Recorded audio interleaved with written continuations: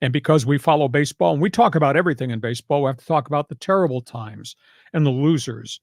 Let's start with Miami. Let's go to Tampa Bay.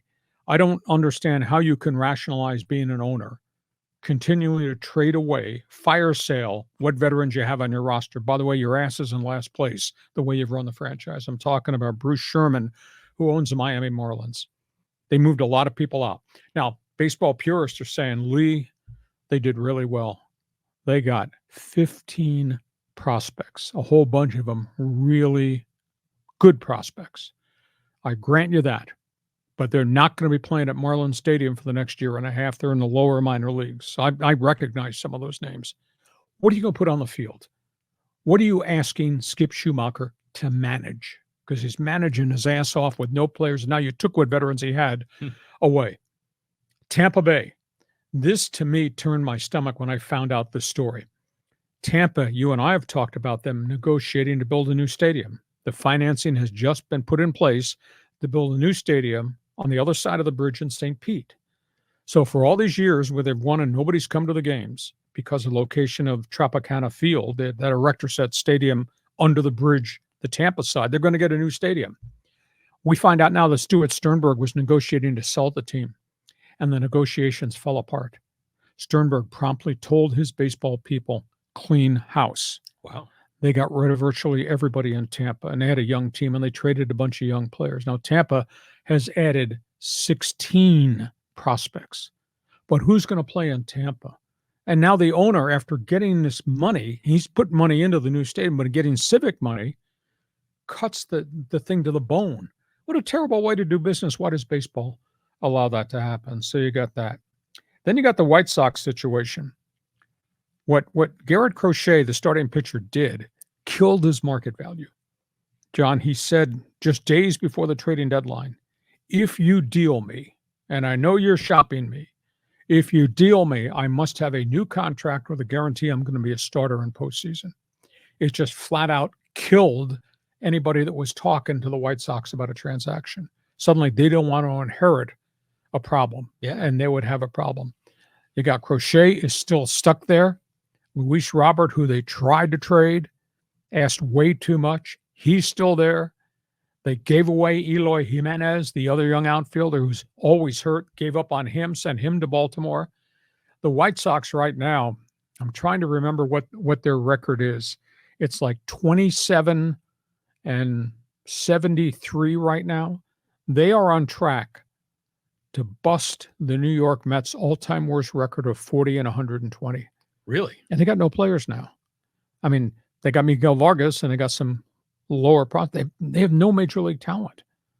The number of empty seats at Comiskey Park this year and what they're going to be there next year, just disgraceful. Wow. So that's the White Sox. Your Giants. Yeah. Would you please have their general manager call me and explain to me personally what their game plan is? Yeah, I don't understand it. Why would you keep Blake Snell when you had an offer from the Yankees, and he's probably going to exit at the end of the season?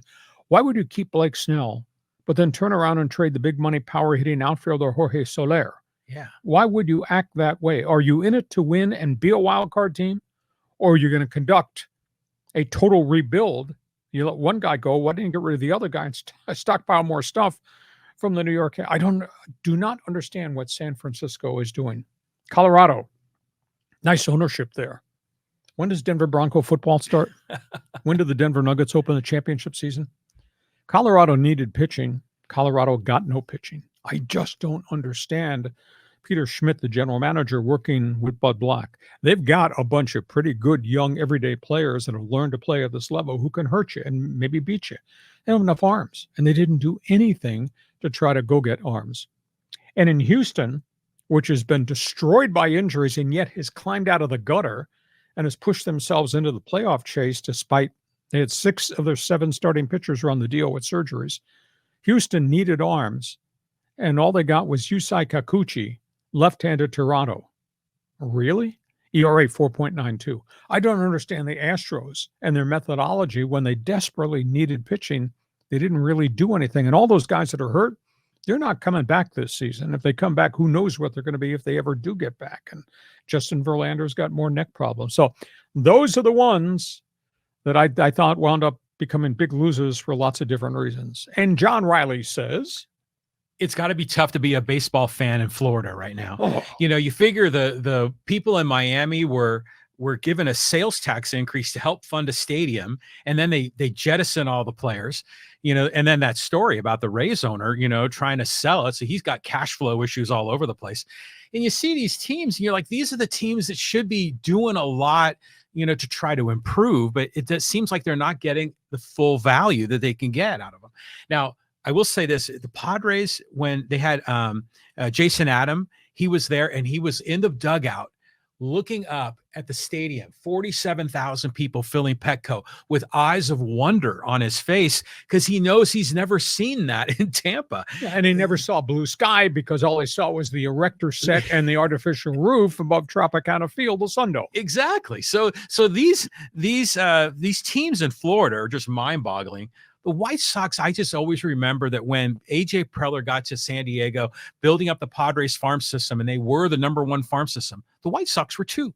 And I always thought the Padres and White Sox would be rivals maybe in the future, and the Chicago has just gone into the tank. I mean, so that's a disgrace. The Giants I cannot figure out. And the Rockies, as long as that Montfort guy is the owner, they're going to be screwed. Unbelievable. So those are the winners. Those are the losers in baseball. If you're a baseball fan, we talk about the teams here. We talk about the teams out there. You're going to talk to us, are you not? As talk show radio host used to say, get off your ass and get on the line. We want you to join us in Fans Forum, talk Major League Baseball.